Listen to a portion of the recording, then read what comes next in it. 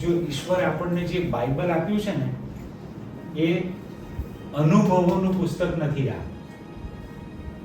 સમજ્યા? બાઇબલ એ અનુભવનું પુસ્તક નથી. ઇબ્રાહીમને જે અનુભવ થયો એ અનુભવ મને થવો જોઈએ ના. એલિયાને જે અનુભવ થયો એ અનુભવ મને થવો જોઈએ ના. આમાંથી અનુભવો લેવાનું પુસ્તક નથી, આમાંથી સત્ય લેવાનું પુસ્તક છે. અનુભવો નહીં લેવાના, કેમ કે અનુભવો એ સમયના લોકના અનુભવ હતા, અનુભવ એ સંસ્કૃતિના અનુભવ હતા, અનુભવ એ સમયગાળાના અનુભવ હતા, અનુભવ ઇઝરાયલના અનુભવ હતા. મંડળીના અનુભવ અલગ હોઈ શકે, રાઈટ? ઇબ્રાહીમના શરીરના સંતાનના અનુભવ અલગ હોઈ શકે અને ઇબ્રાહીમના વચનના સંતાનના અનુભવ અલગ હોઈ શકે. એટલે બાઇબલ એ અનુભવનું પુસ્તક નથી, પણ એમાંથી સત્ય આપણે મેળવવું જોઈએ.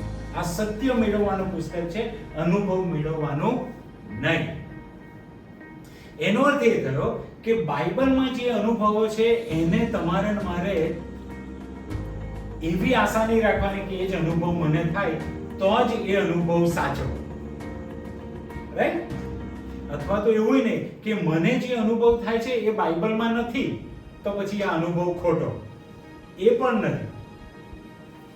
પણ સત્ય જે છે એ બાઇબલમાંથી તમારે મારે સ્વીકારવું છે. ઉદાહરણ તરીકે બીજો એક ચર્ચાનો વિવાદાસ્પદ વિષય છે કે સેવકો હાથ મૂકીને બધા પડી જાય, રાઈટ? એને આત્મિક ભાષામાં સ્લેઇંગ ઇન ધ સ્પિરિટ કહે છે. આત્મામાં મૂર્છા કરી છે, સ્લેઇંગ ઇન ધ સ્પિરિટ. એટલે સેવકો હાથ મૂકે અને બધા પડી જાય. આ બી એક વિવાદાસ્પદ વિષય છે. એટલે ઘણા બધા જે આ અનુભવને સ્વીકારતા નથી એ લોકો શું કહે છે કે ભાઈ હાથ મૂકે ને પેલો ક્યાં પડી જાય છે? પાછળ પડે છે. તો પાછળ પડે છે તો એ શૈતાનનું કામ છે,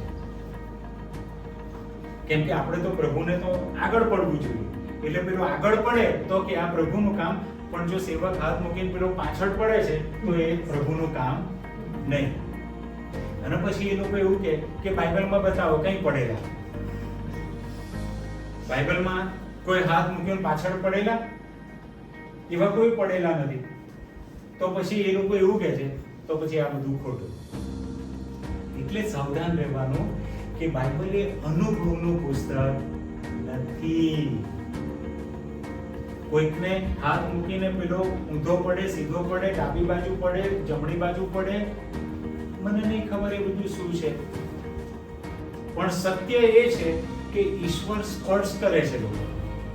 હવે કેવી રીતે સ્પર્શ કરે અને કોને કેવો સ્પર્શ કરે એ મારો વિષય નથી, એ વ્યક્તિગત વિષય છે. એટલે એને મારે બાઇબલમાં નહીં શોધવાનું કે બાઇબલમાં કોઈ આવું પડેલું ના. ભાઈ, બાઇબલમાં એવું ઘણું બધું છે નથી, એવું બધું નથી લખ્યું, અને જે લખ્યું છે એ ઘણું મારા સંબંધમાં નથી. એટલે બહુ ધ્યાન રાખવાનું. નહીં તો આપણે શું ખબર છે, જે ઈશ્વરે આપેલું છે ને એનાથી દૂર ચાલ્યા જઈએ, અથવા તો જે ઈશ્વરે નથી આપ્યું એને પકડી લો. બંને બાજુ. એટલે હંમેશા યાદ રાખજો, બાઇબલ એ સત્યનું પુસ્તક છે, એ અનુભવનું પુસ્તક નથી. એ બાબત